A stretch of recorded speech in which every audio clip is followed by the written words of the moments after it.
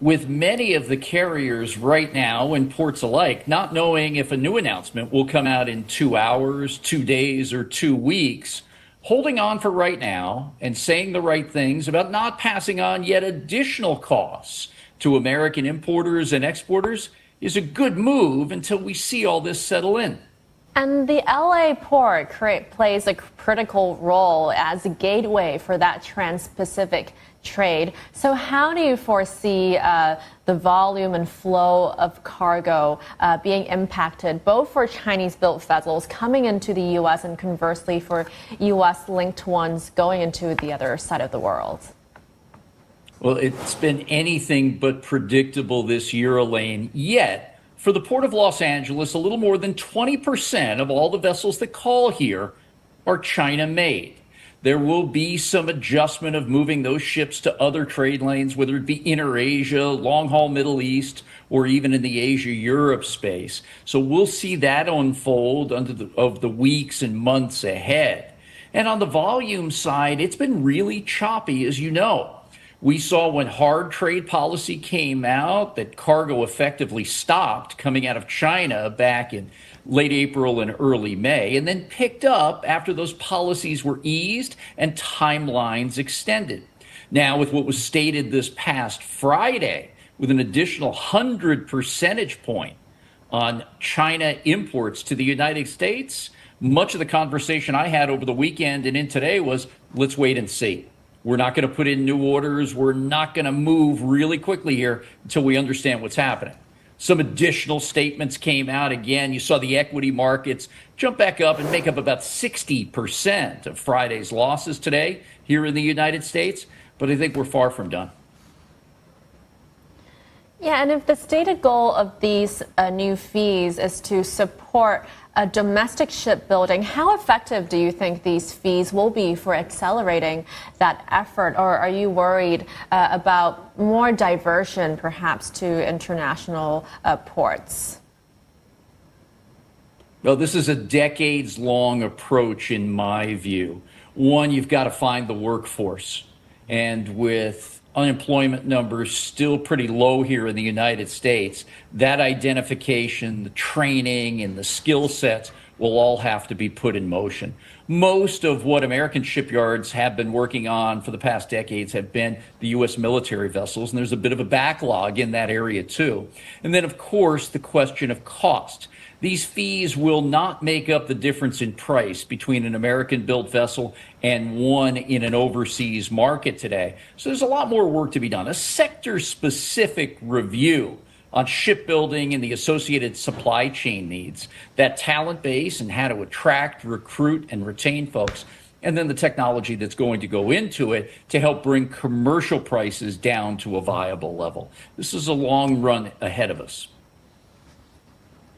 And also, what about equipment and also vessel financing as well? My understanding is that China is not just a hub for manufacturing ships, but also a lot of equipment. And also, there are a lot of Chinese firms that are offering these vessel financing structures and services that, for example, maybe traditional bank loans don't offer. So are all that ecosystem needed in terms of building up that domestic capacity and sourcing in the U.S.?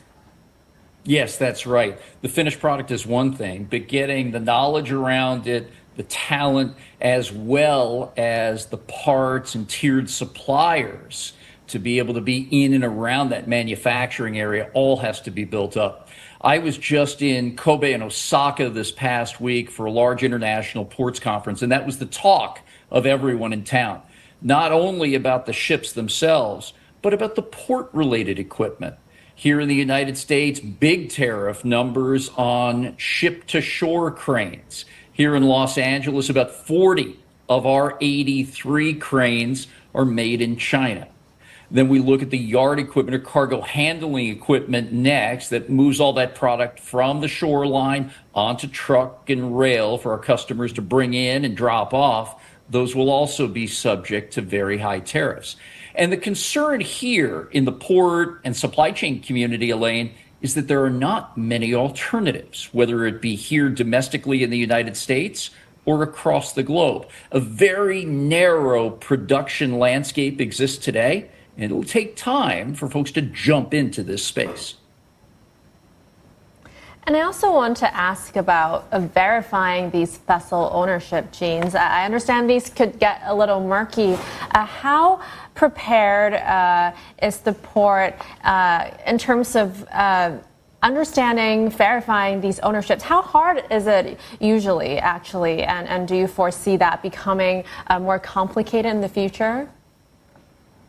That information and ship registries are well known across the globe, but it'll be the responsibility of the United States Coast Guard and, on a transactional basis, the United States Customs and Border Protection Agency, which is already working on 12-digit harmonized codes and all the changes that we've seen in tariffs on products from furniture to toys to footwear. So that's even more work that is going to be shouldered by those agencies at the federal level.